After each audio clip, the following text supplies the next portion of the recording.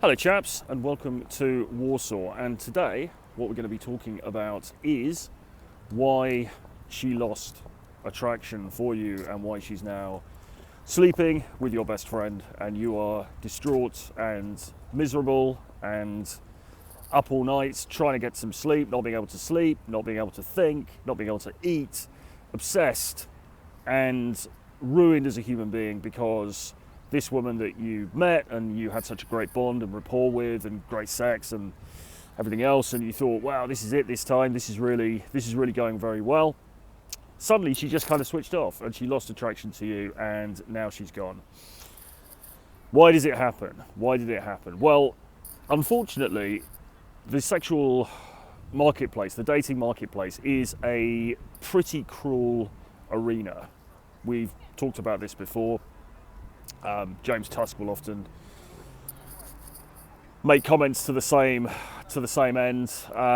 It's a very cruel arena to operate in, and human beings in general are self-interested, let's say. I don't want to say they're cruel. Certainly they have a cruel side to them, but they are certainly self-interested, and they will do what they feel is the best thing for them, for their own ends, for their own interests. And actually we did a video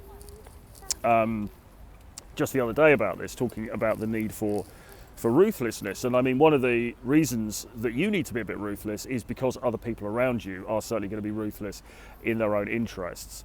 But anyway, this issue of a woman losing interest in you, losing that spark, I mean, this used to happen to me a lot. In fact, it used to happen to me all the time in my early 20s. It doesn't happen as much now because I tend to organise things a bit differently in my dating life, but it used to happen to me all the time. And in fact, I would sort of complain to friends about it and drunkenly, cry over my beer about it and chat to people. And it was always this thing. At the beginning, I would meet this girl, and at the beginning, it would be great. And she would think I was amazing. I mean, believe it or not, some women did, some women do. She would just think I was great. She'd think I was amazing. She would just, for whatever reason, just really like me. She'd really have that vibe for me and me for her. And it would start off great.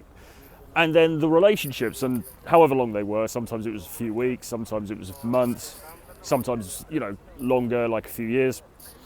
But regardless of the duration, it would always follow the same pattern, which would be at the beginning, she thinks I'm the bee's knees. She would think I was fantastic, brilliant, amazing. Oh my God, Troy, you're so great. And then it would go a bit lukewarm.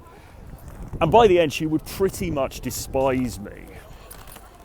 She would pretty much think that I was a worm under her shoe that she could crush. And I'm afraid to say, in a way, she was right. I did, by the end, pretty much become that worm under the heel, ready to be crushed. And therein really lies the problem. Because what was happening, and I couldn't see it at the time, I couldn't see it for all those years, why this kept happening. I just thought, this is just so weird, because how can a woman be so into me at the beginning? How can she have this intense attraction to me, this intense interest in me at the beginning? And then by the end, she just thinks I'm this pathetic character. But the truth of the matter is, I often was that pathetic character, because by the end, I would be crying, I would be begging her to take me back, and she would be saying, no, I'm not interested. And I did become that pathetic groveling character by the end of the relationship, or by the end of the time we knew each other. And as I say, therein really lies the problem, because what happens is there's a subtle transference of power going on. Okay, there's a subtle transference of power going on, whereby how do I put this? The central problem of all relationships and all dating situations is that human beings don't tend to value what they can get to easily. Okay, and this is why we will often say, as marketers, we'll often say, well, I'm going to charge for this next course because otherwise people aren't going to value it. And that sort of sounds like a sales technique. It sounds like just something you're going to say to justify the price. But actually, it's true. If you give something to somebody free, they tend to not value it. If you charge $497, then suddenly they think, oh, it must be all right, it must have some value. If you charge $1,997, then all of a sudden they're looking at that same thing and they're thinking, wow, this must be, this must be good because he's charging so much money for it. And it's kind of the same in dating and relationships, I'm afraid.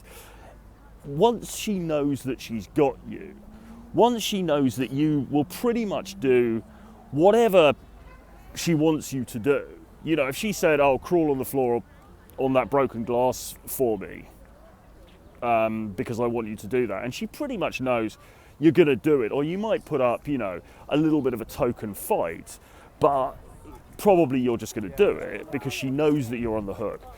Once it gets to that point, she's going to lose attraction to you pretty quickly. And when she loses attraction, that's when the love goes, unfortunately. Now, that's not to say that love is always predicated on attraction, because obviously in a longer term thing, your parents have been married for 40 years, maybe the attraction isn't what it was back in 1970 or whatever, but there's still love there. And yes, there is that form of love which develops over a long time. But in the kind of more shallow, superficial, short-term relationships that we have these days in the dating market, sexual attraction really is key. And without that sexual attraction, without that sexual bond or desire to rip each other's clothes off, let's say, unfortunately things crumble pretty quickly. Particularly where the woman's concerned, because remember that women have a lot of options. Women have, I'm going to turn around now actually and go back over here. Women have options in the dating marketplace, and if you're dating women who are, good looking, stylish, well put together, and all the rest of it, the likelihood is that she is going to have multiple options. She's going to have other guys who are interested in her, and she knows this. We've discussed this many, many times before. There's no need to go into details, but she's probably got Instagram. She might be having a sneaky swipe on the dating apps. She's got Facebook, whatever. I mean, she knows that she has market value. And as soon as you become a little bit clingy, as soon as you become a little bit sort of, oh God, I've just got this guy now. I know I've got this guy. The challenge is finished, okay? As soon as you get to that point, then she starts to lose interest. And because she's got multiple other options, and particularly if she's young, because if she's quite young, she's probably thinking, well, am I really going to marry this dude? Is this going to be it? Probably not anyway. Then there's a good likelihood that she's just going to say, all right, look, sod that guy, on to the next bright, shiny thing, okay? And that was what was happening to me, right? I was no longer that bright, shiny thing. I was at the beginning, for whatever reason. I was working in bars, I was wearing cool clothes, I probably had a bit of chat, I was sort of being impressive in certain ways. But by the end, I wasn't that at all. By the end, I'd lost that mystique. I'd lost that facade. I was this groveling, pathetic creature. And no woman's going to be attracted to that. It stands to reason. So what was happening, really, I suppose to summarize it as neatly as I can, is I was giving my power away. Okay, I was giving my power away. Not knowingly, I didn't understand the dynamics. It's just like what I was doing. Because I bought into the idea that, oh, well, you just got to show loads of love, and you just got to show loads of vulnerability. When I say love, I mean like how much I love you so much, darling. You mean the world to me, and all that stuff. And you've just got to show some vulnerability and all of that kind of thing. And plus, I was so needy, and my neediness came from a lack of abundance, or rather a lack of thinking that I had any other options in the dating market. I would meet this one girl and she would seem to quite like me, and I would think, well, okay, this is it, I better hang on here.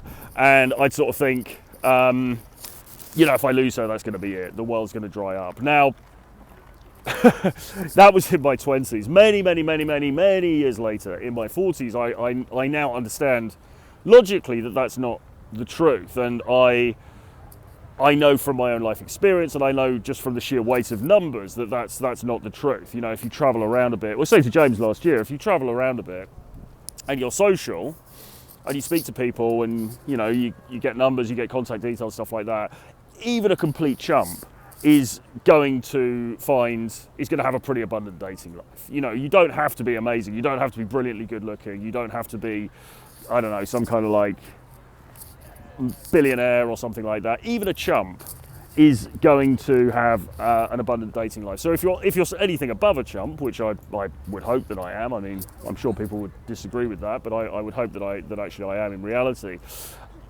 Then you're going to have quite a lot of dating opportunities. So, but back in the day, you know, I was living in a fairly small city. There wasn't a huge social circle there. I also didn't know how to comport myself socially very well. You know, I got enough game, if you like, to pull it off once in a while, but it wasn't really. As cheesy as it's going to sound, I hadn't yet learned to love myself. I hadn't yet learned to just appreciate the value that I do actually bring. And what that meant was that it felt very sort of, my dating life was quite hit and miss. And when there was a hit, it felt to me a bit like a fluke. It felt a bit like, oh, okay, I've managed to get away with it this time. You know, this woman likes me, but she obviously can't see the truth about me yet. You know, if she knew the real truth about me, she wouldn't like me. So therefore, I'm going to have to do everything I can in order to try and hang on to her. And what that meant was being really nice, being really submissive, being really supplicative, and yeah, you know, just being a bit of an idiot. And invariably, that would mean that these women lost attraction, and they would end up sometimes cheating on me multiple times, going off with other guys, or just basically dumping me and ghosting me. Okay, so there may be other reasons. There's multiple reasons why anything happens. Okay, and obviously I don't know your individual circumstances. I don't know the specifics of your situation. But if you are in this situation where the woman you're with, you know, she seemed to be kind of on at first, and now she's off, it's likely that this is the reason why. It's likely that simple supply and demand, plus simple human nature of her wanting things that she can't get easily, plus the supply and demand situation, which would dictate that demand for her, because she's an attractive woman, is high. She's probably got other things going on. There's probably other guys in the background. I said jokingly at the beginning of the video, you know, she's sleeping with your best friend. Well, it might not be that bad, but there's probably some other guys that she's chatting to who seem a little bit more elusive, who seem a little bit more exciting as a result of that. And you're just not, you know, you're just not lighting the fire anymore, mate. I'm sorry. And that's just how it is. And I suppose the way I've been couching this discussion so far, it's been talking about it in terms of sort of relationships. Maybe you've been dating for a while, but actually this can happen pretty quickly. It could be that you meet a woman, you got a couple of dates, maybe you guys sleep together, but there's just something about your behavior, there's something about your demeanor that indicates to her very clearly that you are hooked, that you like her just a bit too much. It's very delicate at the beginning. At the beginning stages of a relationship, it's very, very delicate in terms of this dance between the two of you. And if at the beginning she hasn't quite hooked yet in terms of the feels, I mean, she obviously thinks you're attractive, she thinks you're all right because she's spent time with you, but she hasn't quite hooked yet in terms of, oh my God, I'm really into this guy. And if at that point, that delicate little bit at the beginning, you are showing too much desire, you're showing, just by, it could be like micro indicators in your behavior, you are demonstrating that you're just a little bit too into her, or a little bit more into her than she is into you. Then you're in the danger zone. I'm going to turn around here to get the building behind me. Then you're in the danger zone, okay. Because that's the point where she can tip very quickly. Be like, hang on a minute, this guy's kind of really into me.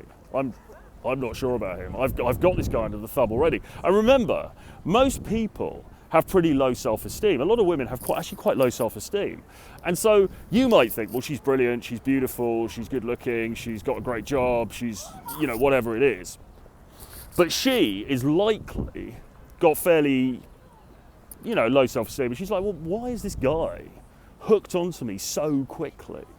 You know, there must be something, this is what she might be thinking, there must be something wrong with this guy, that he's hooked onto me so quickly, okay? Because, like, why would he become enamored of me that quickly? There must be something weird about him himself for him to get the feels for me that quickly, because I'm not that valuable. You know, that's the kind of the thought process. And so then she's then attracted to the more elusive guy, the guy that she feels she has to chase a little bit more, the guy who isn't hooked on her so quickly, because that guy, it seems to her, has more value, okay? Whether that guy objectively, as objective as we could be about these things, has more value is another thing, and it doesn't really matter. It feels to her, it's all about feelings, remember, but it feels to her as if that other guy has more objective value than you, okay? So the message of all of this is, it's a dance. It's a dance, guys. You've got to be careful, and you've particularly got to be careful at the beginning, in those early stages of the relationship, in those early stages of the courtship. You've got to be careful, because if you're not careful, you could just do just a micro little thing, just little indicators that you're too hooked and she's not, and you can push her away, and it's really hard to come back from. It's really, really hard to come back from. It's probably pretty much impossible to come back from, really, to be honest, because once she's lost the feels, you know, she's lost the feels. And, you know, the only thing that you can then do, and we'll talk about this maybe in another video, the only thing you can then do is maybe just remove yourself from the picture for a while, give her the gift of missing you, and, you know, maybe she'll sort of think better of it, but it's unlikely. You've probably fucked up. You've probably messed it up. So don't make that mistake, guys. Understand what I'm saying. Watch the video again. Watch it multiple times if you have to. Get it into your head. You've got to remain a little bit elusive at the beginning. And that's just the way it is, unfortunately. We're all playing a bit of a game. Women as well. But women as much as men, if not more, are playing the same game. So play it and play to win. Don't play to lose. Okay, with that being said, please do hit subscribe to the video. Give me a like, give me a comment down below. Get on my free email newsletter. The link is below, regular updates there. And if you haven't already, grab Renegade Dating Blueprint, which is my collection of 11 books about all of this stuff: dating, love, relationships, the game, and all of that good stuff. Again, the link is below. I'll see you guys again very soon. Bye-bye.